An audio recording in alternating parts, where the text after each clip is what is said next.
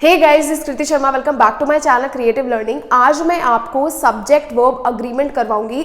आपके सीबीएसई ने जो सैम्पल क्वेश्चन पेपर रिलीज किए हैं उसमें 2 से 3 मार्क्स तक के आपके सब्जेक्ट वर्ब अग्रीमेंट के क्वेश्चंस पूछे गए हैं। वो सारे क्वेश्चंस को एनालाइज करके वो कुछ ही ऐसे रूल्स हैं जहां से ये क्वेश्चंस बार बार आ रहे हैं, वो सारे रूल्स आज मैं आपको कराऊंगी, वो भी बहुत कम टाइम में। साथ में कुछ 7 to 8 सैम्पल पेपर से मैंने क्वेश्चंस निकाले हैं इस पर्टिकुलर टॉपिक पे बेस्ड, वो भी हम सॉल्व करेंगे। तो आपको ये वीडियो बिल्कुल ध्यान से देखना है। सबसे पहला याद रखना कि सब्जेक्ट वर्ब अग्रीमेंट होता क्या है। कहने का मतलब ये है कि अगर आपका सब्जेक्ट सिंगुलर होगा तो आपकी वर्ब भी सिंगुलर होगी। For example, I am studying, आपका सब्जेक्ट सिंगल है तो आपका वर्ब भी सिंगल है। अगर आपका सब्जेक्ट प्लूरल है यानी बहुत सारे हैं तो उसके साथ आपको जो वर्ब यूज करनी है वो भी प्लूरल यूज करनी है। बस ये है इसका बेसिक कॉन्सेप्ट। जैसे कि दे आर स्टडिंग, क्योंकि यहाँ पे आपका सब्जेक्ट प्लूरल है तो आपने वर्ब भी प्लूरल यूज करी। अब मैं आपको बहुत बेसिक चीज बताती हूँ, आपका rule number 1 which is very important. इस रूल से इस साल क्वेश्चन आया हुआ था, स्पेशली जो आपके बोर्ड एग्जाम्स का SQP है उसमें ये क्वेश्चन था। देखो, एक चीज याद रखना, बॉट फॉर्मूला दिमाग में बैठा लो। बॉट फॉर्मूला, बॉट फॉर्मूला क्या होता है? Any word that ends with one body thing, वो हमेशा और हमेशा उसके साथ जो वर्ब लगती है वो सिंगुलर लगती है। For example, everybody, nobody, everything, anything, anyone, कोई भी वर्ड जिसमें बॉडी, थिंग और वन होता है, जिसे हम बॉट फॉर्मूला कहते हैं, हमेशा उसके साथ बच्चों वर्ब सिंगुलर यूज होती है। ठीक है, ये हो गया आपका रूल नंबर 1। इस बार के इस साल के SQP जो CBSE ने रिलीज किया उसमें ये क्वेश्चन था, एक बार देखते हैं ये होता है कि नहीं। Everyone are expected to submit their feedback to our customer service representative at the event. Now analyze this question। आप देखोगे कि everyone के बाद are आया है। According to the bot formula which I just taught you, इसके हिसाब से यहाँ पे are की जगह क्या होना चाहिए? is होना चाहिए, क्योंकि ये हमेशा singular verb लेते हैं। तो इसका आंसर क्या हो गया कि इसका एरर है ऑप्शन ए कि are एरर है और इसका करेक्शन क्या होना चाहिए? is होना चाहिए। नेक्स्ट फॉर्मूला देखो, नेक्स्ट रूल कहता है कि वन ऑफ द फ्रेंड्स, या फिर ऐसा कभी भी कोई भी वर्ड हो या ऐसा कभी भी कोई भी कंडीशन हो तो उसके साथ हमेशा सिंगुलर वर्ब यूज होती है। कहने का मतलब, जब मैं बोलती हूँ ना वन ऑफ माई फ्रेंड्स, तो हमेशा इज यूज होगा, या one of my teachers is. क्यों होता है ऐसा? वन ऑफ माई फ्रेंड्स का मतलब ये है कि वन आउट ऑफ मैनी, यानी वन ऑफ माई फ्रेंड्स, इन सब में से मेरा एक दोस्त इज, इसीलिए हमेशा जो वर्ब होती है वो सिंगुलर यूज होती है। तो याद रखना, कभी भी आपको ऐसे सेंटेंसेस दिखे one of my friends is, तो हमेशा वर्ब सिंगुलर होगी। तो one of my friends is one of the students dash reading. इसका आंसर आप लोग मुझे कमेंट्स में लिख के बताओगे। आई होप आपको ये रूल समझ आया होगा। It is very easy rule कि वन ऑफ द फ्रेंड्स यानी वन आउट ऑफ मेनी, इसीलिए हम उसे यूज करते हैं क्योंकि बहुत में से हम किसी एक के बारे में बच्चों बात कर रहे हैं। नेक्स्ट रूल देखो, नॉर, नीदर, ईदर और इन वाले केस में जहां पे ये वाले वर्ड्स आपको दिखते हैं, हमेशा सब्जेक्ट, नियरेस्ट सब्जेक्ट के हिसाब से वर्ब चेंज होती है। इसको बहुत सिंपल तरीके से मैं आपको बताती हूं। फॉर एग्जाम्पल, ये वाला क्वेश्चन देखो, neither he nor his sister was there, क्योंकि यहाँ पे नियरेस्ट सब्जेक्ट सिस्टर है, तो अगर ये सिंगुलर होगा बेटा तो इसके साथ का वर्ब भी सिंगुलर होगा, और अगर ये प्लूरल होगा तो इसके साथ का वर्ब भी प्लूरल होगा। Very simple. तो मैंने बोला neither he nor his sister was क्यों आया? क्योंकि इसके साथ का जो नियरेस्ट सब्जेक्ट है वो सिंगुलर है। अगर यहाँ पे होता neither he nor his friends, तो यहाँ पे क्या होता? वर होता, क्योंकि नियरेस्ट सब्जेक्ट के साथ क्या है? नियरेस्ट सब्जेक्ट क्या था? प्लूरल था। अब ये वाला क्वेश्चन जो है आप मुझे कमेंट सेक्शन में करके बताओगे, ही और his friends dash to be blame, जो वर्ब है आपके पास, आपको इन दोनों में से बताना है कि यहाँ पे इज होगा या आर होगा। ठीक है, ये दो चीजें मैंने आपको बता दी। अब देखते हैं next rule which is again very simple. जब कभी भी दो nouns, for example Ram and Shyam, वो ज्वाइन होंगे एंड के साथ, तो हमेशा बच्चों जो वर्ब आएगी वो प्लूरल आएगी, क्योंकि हम दो लोगों के बारे में बात कर रहे हैं। जैसे कि Ram and Shyam are good friends. For example, Kate and her mother have gone to the market. Has क्यों नहीं आया?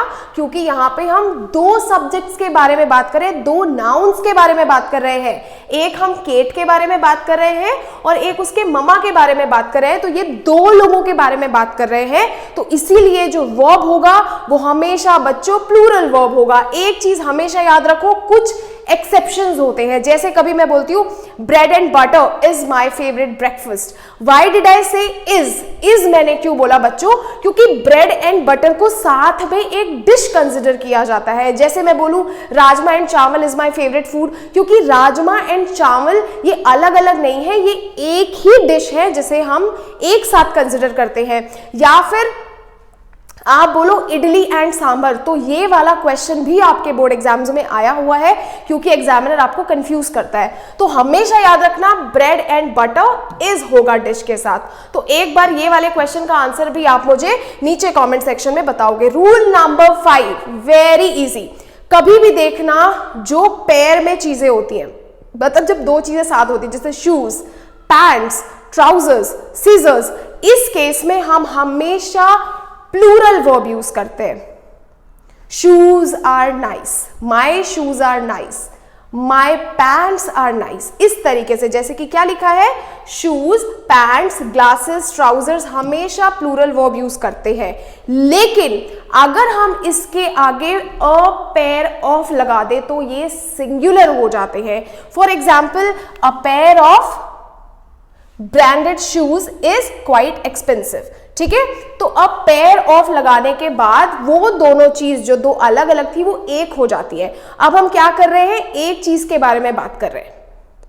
A pair of shoes is quite expensive, ये क्या है, बहुत महंगा है। तो याद रखो अ पेयर ऑफ लगाने के बाद जितने भी ये चीजें जहां पे हम प्लूरल यूज करते थे वहां पे अब सिंगुलर यूज करेंगे, ठीक है।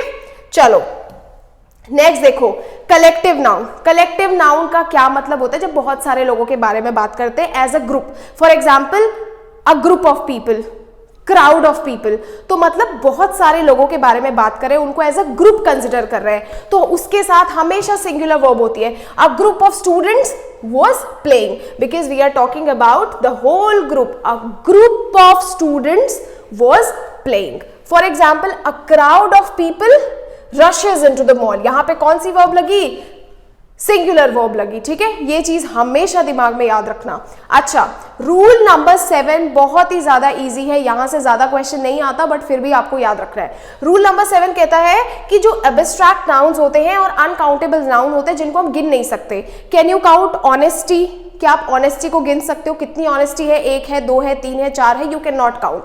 या फिर क्या आप गुड फ्रेंडशिप को गिन सकते हो कि फ्रेंडशिप कितनी गुड है? 1 गुड है, 2 गुड है, 3 गुड है? तो कोई भी चीज जो बेटा अनकाउंटेबल है और एब्स्ट्रैक्ट है यानी इमोशनल है, उसको हम कभी भी काउंट नहीं कर सकते हैं। उसके साथ हमेशा और हमेशा सिंगुलर वर्ब यूज होती है, याद रखना।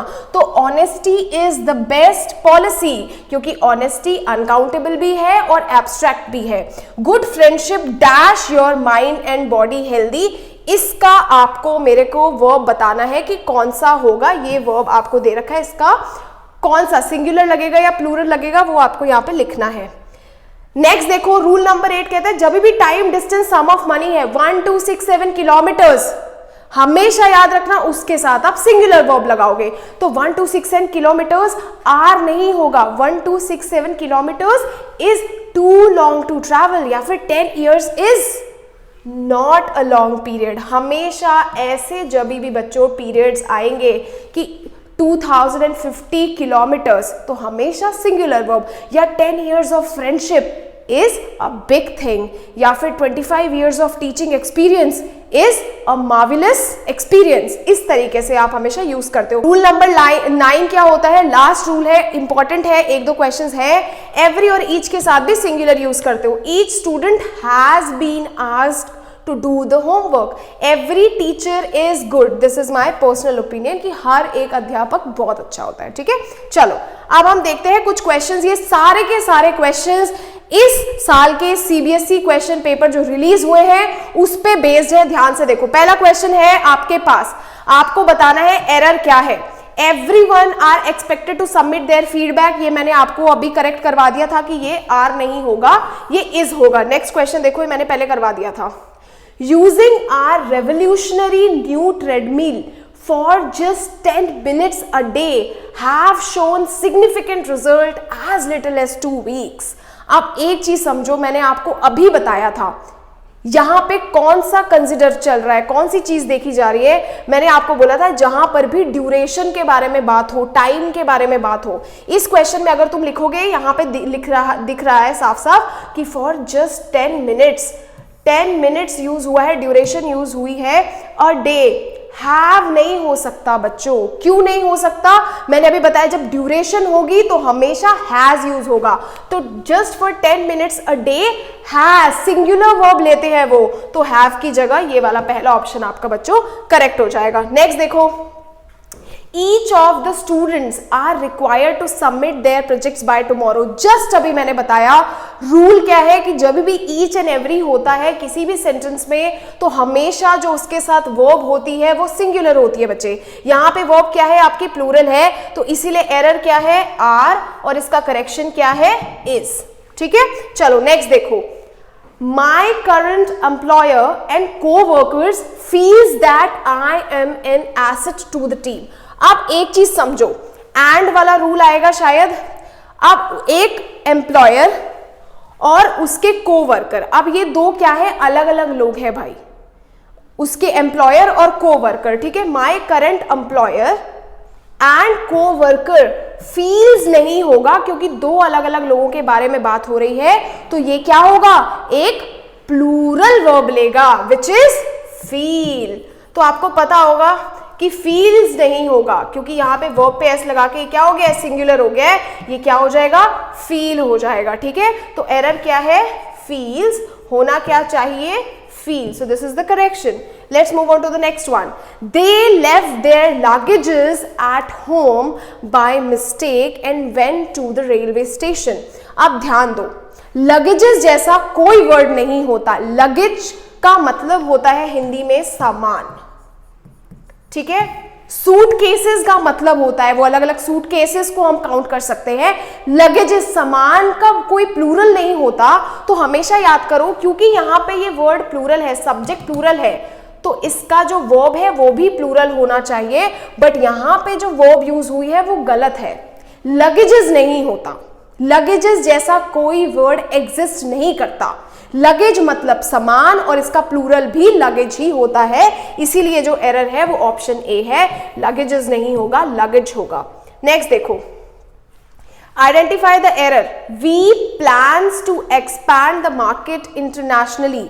अब वी है क्योंकि ये क्या है, एक प्लूरल सब्जेक्ट है, तो इसके साथ जो वर्ब होनी चाहिए वो भी प्लूरल होनी चाहिए, और यहाँ पे एस लगा हुआ है तो ये प्लूरल नहीं है, ये सिंगुलर है, तो ये सब्जेक्ट क्या हो गया आपका, गलत हो गया। तो एरर है आपका प्लान्स और करेक्शन इज योर प्लान।